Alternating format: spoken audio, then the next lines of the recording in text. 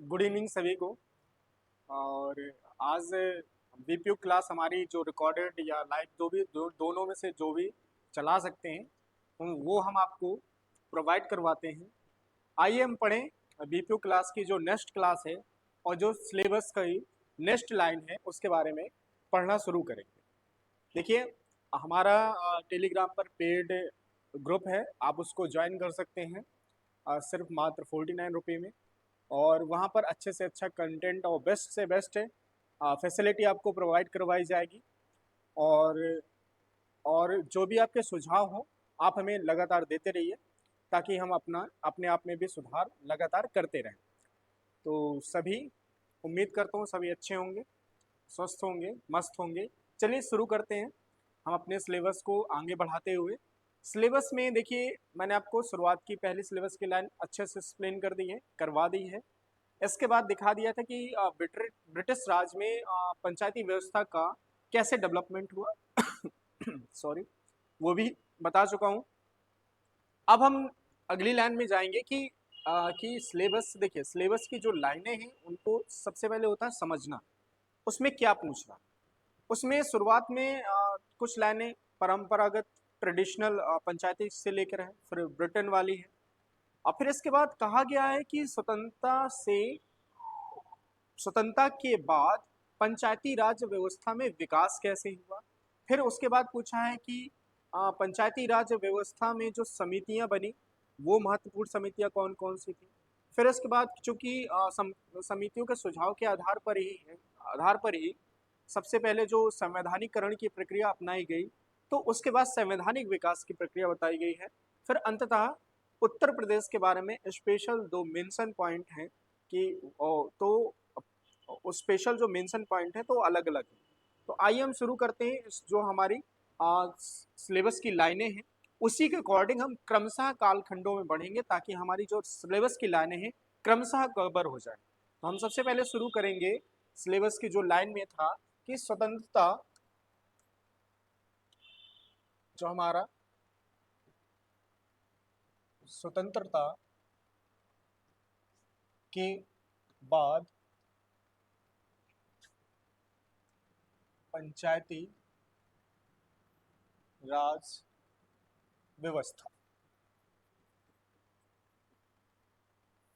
देखिए, इसका तात्पर्य यह भी है कि स्वतंत्रता के बाद पूछ रहा, मतलब 47 के बाद 15 अगस्त 1947 के बाद आपकी पंचायती सिस्टम कैसा था, क्या परिवर्तन हुए, क्या शुरुआत के प्रयास किए गए। हालांकि सिलेबस की लाइन ये भी कहती है कि आपको स्वतंत्रता से पहले की यदि कोई प्रयास हुआ हो, स्पेशल ग्रामीण विकास से लेकर हो या शहरी विकास से लेकर हो, तो आप उसमें वो भी पढ़ेंगे, उसको भी आप समझ लेंगे ताकि जो आपका हिस्टोरिकल डेवलपमेंट का सिलेबस की लाइन है वो आराम से कवर हो सके। तो आइए हम देखते हैं कि इसमें सबसे पहले जो स्वतंत्रता से पहले कुछ छोटे छोटे ग्रामीण विकास परियोजनाएं चलाई गई थी जिनका क्षेत्रीय स्तर पर अपना महत्वपूर्ण योगदान था।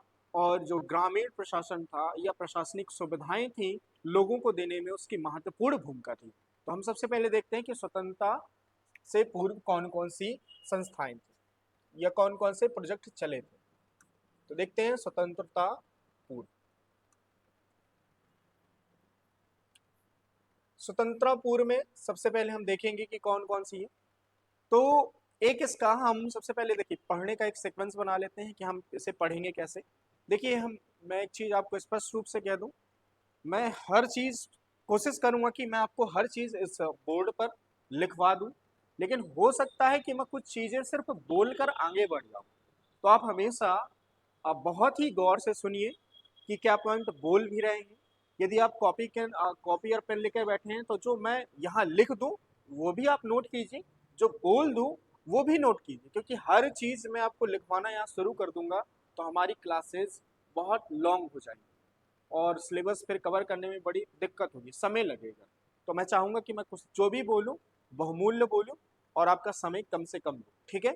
देखते हैं कि स्वतंत्रता से पूर्व कौन कौन सी परियोजना जो ग्रामीण विकास को बढ़ावा देती थी, ठीक है। सबसे पहले कौन सी, सबसे पहले हम देखते हैं कि एक परियोजना का नाम है श्री निकेतन परियोजना, श्री निकेतन परियोजना। चूंकि आप नाम से ही स्पष्ट रूप से समझ में आ रहा होगा कि श्री निकेतन, आप सुनेंगे हिस्ट्री में कहीं ना कहीं इस शब्द को आप सुने होंगे कि ये बंगाल में रविन्द्रनाथ टैगोर से संबंधित कुछ ना कुछ ये शब्द आपको हिस्ट्री में आपको कहीं ना कहीं आपने पढ़ा होगा या सुना होगा। तो हाँ, आप सही पकड़े हैं कि ये श्री निकेतन जो परियोजना थी वो रविंद्र नाथ टैगोर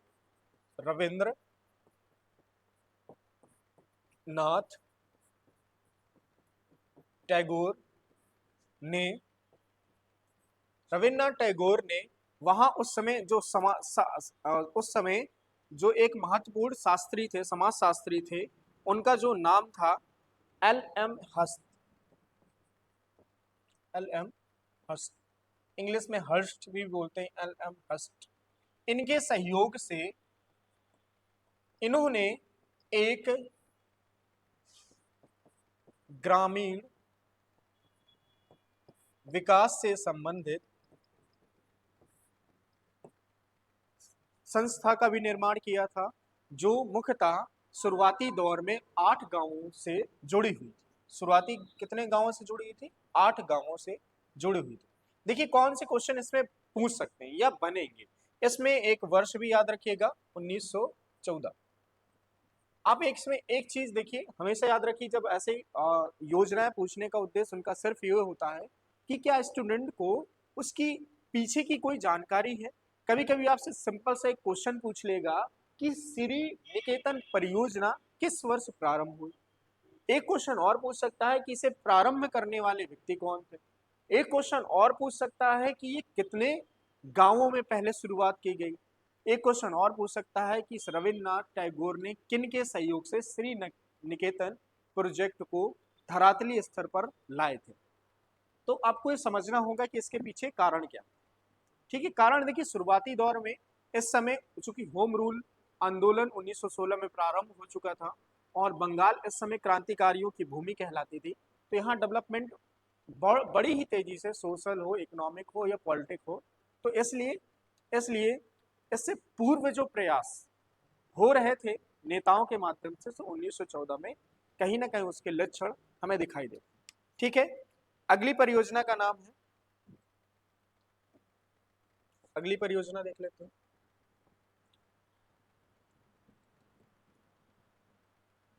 मारतंडम परियोजना या कार्यक्रम। मारतंडम परियोजना या कार्यक्रम, इसकी शुरुआत 1921 में, इसकी शुरुआत कब हुई? 1921 में स्पेंसर स्पेंसर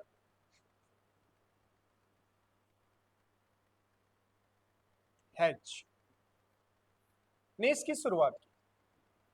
चूंकि मार्तंड परियोजना के बारे में हो सकता है कभी आपसे डिटेल में भी जानकारी हो या कुछ ना कुछ इसके बारे में फैक्ट आपको पता होने चाहिए कि मार्तंड परियोजना क्या थी। मुख्यतः जो स्पेंसर हैच थे, उन्होंने इसे 5 आयामों में इसे ग्रामीण विकास से जोड़ा, ग्रामीण विकास से जोड़ा। जो 5 आयाम थे वो था सोशल, इकोनॉमिक, वो था स्पिरिचुअल, वो था मेंटल,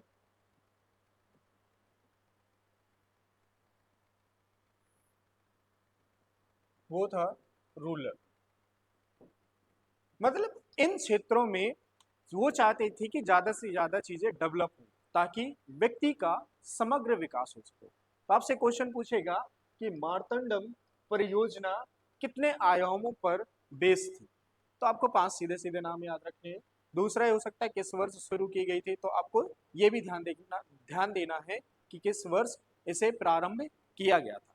ठीक है, अगली परियोजना का नाम देख लेते हैं। जैसे छोटी छोटी परियोजना बहुत सारी चलती रही हैं, हम देखते हैं अगली परियोजना में एक परियोजना है जो महत्वपूर्ण है, वो है गुड़गांव।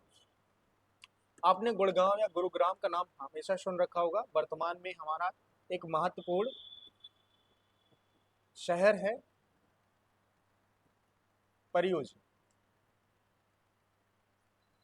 ऐसा माना जाता है कि इसकी स्थापना या इस परियोजना की शुरुआत 1928 में की गई थी और इसको शुरुआत करने वाले व्यक्ति का नाम था ब्रायन, FL ब्रायन। इन्होंने शुरुआत की थी। और समझिए कि गुड़गांव प्रोजेक्ट में क्या विशेषताएं हैं। चूंकि विशेषताएं आपको यदि थोड़ा सा भी पता होंगी तो आप आसानी से पेपर में अपने क्वेश्चनों को सॉल्व कर सकते हैं। देखिए इसमें कौन सी विशेषताएं थी। इसमें थी कि कृषि जागरूकता कैसी लाया जाए, यानी कृषि जागरूकता को बढ़ावा देना। अदर क्या था, उर्वरक प्रयोग को बढ़ावा देना। ठीक है, तो ऐसी ही ग्रामीण विकास से संबंधित जो खेती थी, जो खेत की प्रणाली थी और उस पर जो निर्भर किसान था, उसको ज्यादा से ज्यादा डेवलपमेंट से जोड़ना ताकि उसकी इकोनॉमिकल सिचुएशन अच्छी हो। और इकोनॉमिकल जब सिचुएशन अच्छी होगी तो उसका सोशल, पॉलिटिकल, एथिकल सारा डेवलपमेंट हो जाता है। ठीक है, तो हम अगला भी देखते हैं कि इसके बाद कौन सी परियोजना थी। शुरुआत की कौन कौन सी होगी, श्री निकेतन, मारतंडम, गुड़गांव वाली हो गई। फिर अगली देखते हैं जो 1928 में थी। इसके बाद कौन सी है, इसके बाद अगली इंपॉर्टेंट है